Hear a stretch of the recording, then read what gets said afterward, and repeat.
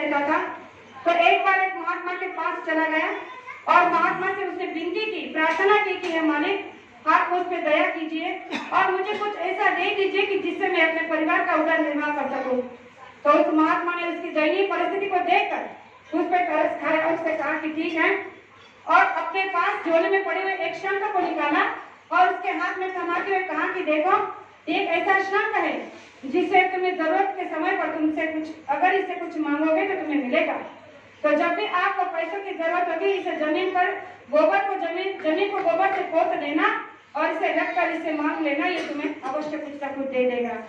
अब जैसे उसने उसको लिया तो रास्ते में चलता गया दोपहर हो गई, भूख लगी, खाने के लिए कुछ नहीं था तो एक होटल में रुका और वहां पर उसने कुछ खाने के लिए ऑर्डर किया, खाया, लेकिन देने के लिए पैसा नहीं था। तो उसने उस शंख को निकाला, जमीन को गोबर से पोत दिया और उस शंख को नीचे रखकर कहा कि ये शंख देवता मुझे 5 रुपए दे दो। उस शंख से तुरंत 5 रुपए आए, उसने उठाकर दुकानदार को दे दिया। ये सारा दृश्य वाकया दुकानदार बखूबी देख रहा था। अब उसने जब देखा तो लालच आ गया कि अरे इसके पास में तो बहुत अच्छी शंख है, इसने तो केवल गोबर को पोत दिया, जमीन को पोत दिया और बस मांग लिया तो तुरंत 5 रुपए आ गए। अगर मैं इसे अपने पास रख लूं तो मैं धनवान बन सकता हूँ। लालच आ गया, मोह आ गया। उसने उस मुसाफिर को, उस ब्राह्मण को रोक लिया, बड़ा आदर किया कि अरे धूप का समय है, अभी कहाँ जा सकते हो, आज की रात यहीं ठहर जाओ, कल सवेरे होते ही चले जाना। उस मुसाफिर को, उस ब्राह्मण को लगा कि ये बहुत नेक आदमी है जिसने मेरी गरीबी को देखकर मुझे रोक लिया है। वो भी आनंद के साथ वहां रुक गया। रात में जब खाना पीना खाकर वो सो गया तो उस दुकानदार ने बेईमानी से, छल से वैसा एक दूसरा शंख लाकर उसके झोले में रख दिया और वो पैसा देने वाला शंख निकालकर अपने पास रख लिया। अब वो बेचारा गरीब दीन दुबिया अपना घर गया, पत्नी से कहने लगा कि देखो आज गुरुजी ने हमें बहुत अमोलक चीज दी है। उसने कहा कि क्या दिया है? कहने लगा कि एक शंख दिया है, उससे अगर हम पैसा मांगेंगे तो पैसा देती है। और जैसे उसने, पत्नी ने कहा कि अच्छा आप मुझे जरा मांग के दिखाओ, और उसने जैसे जमीन को पोता और उस शंख को रखा कि शंख देवता मुझे 10 रुपए दो, तो उसमें से कुछ नहीं आया। कुछ समय तक बोलता रहा लेकिन उस शंख से एक पैसा भी बाहर नहीं आया।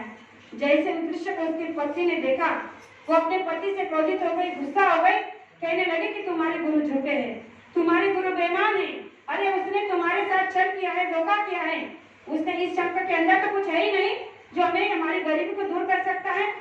तो उस ब्राह्मण देवता को लगा कि शायद पत्नी ठीक कह रही है, लेकिन फिर कहने लगा कि मैं उन्हीं के पास जाता हूँ और उनसे दोबारा इस बात के लिए कहता हूँ। जब दोबारा अपने गुरु जी के पास गया, कहने लगा कि अरे आपने तो हमारे साथ छल किया, धोखा किया।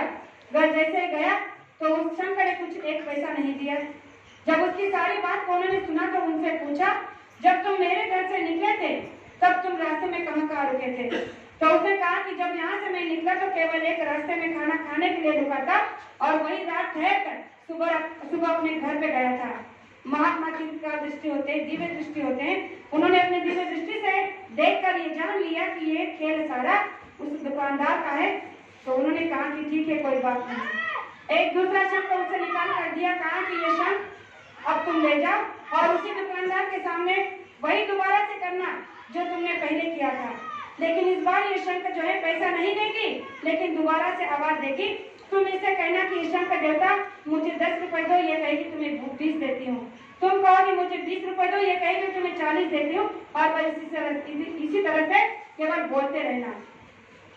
गुरु का आशीर्वाद समझकर उस शंख को लेकर चला गया, उसी दुकानदार के सामने गया, वहां पर खाया पिया, फिर से शंख को झोली से निकाला, जमीन पर रखा, खोद कर फिर कहने लगा कि ये शंख देवता मुझे 10 रुपए दो। आवाज आई कि 10 नहीं 20 देती हूँ। फिर कहा कि मुझे 20 रुपए दो, फिर आवाज आई 20 नहीं 40 देती हूँ। जैसे ही उसने उस दुकानदार ने इस आवाज को सुना उसके मन में दोबारा सा लालच हुआ। सोचने लगा अरे ये तो उससे भी अच्छी है, वो तो केवल 5 मांगो तो 5 देती है, ये तो 20 मांगो तो 40 देती है, क्यों ना मैं इस शंख को रख लूं। और उसने फिर से उसे उसी रात रोकने का आग्रह किया और उस रात रोकने के बाद वो सोया तो उसकी असली वाली शंख उसके झोले में रख दी और वही डपोर शंख निकाल कर अपने पास रख ली। जब उस शंख को लेकर वो चला गया तो उस दुकानदार ने जमीन को खोद कर जब शंख को नीचे रखा और हाथ जोड़कर कहने लगा कि हे शंकर देवता, मुझे 50 रुपए दो। तो वो कहने लगी 50 क्या, 100 देती हूँ। फिर उसने कहा कि 100 रुपए दो। उसने कहा 100 क्या, मैं 200 देती हूँ। और इसी तरह से दिन भर वो बोलता रहा और वो भी बोलता रहा, देता कुछ नहीं।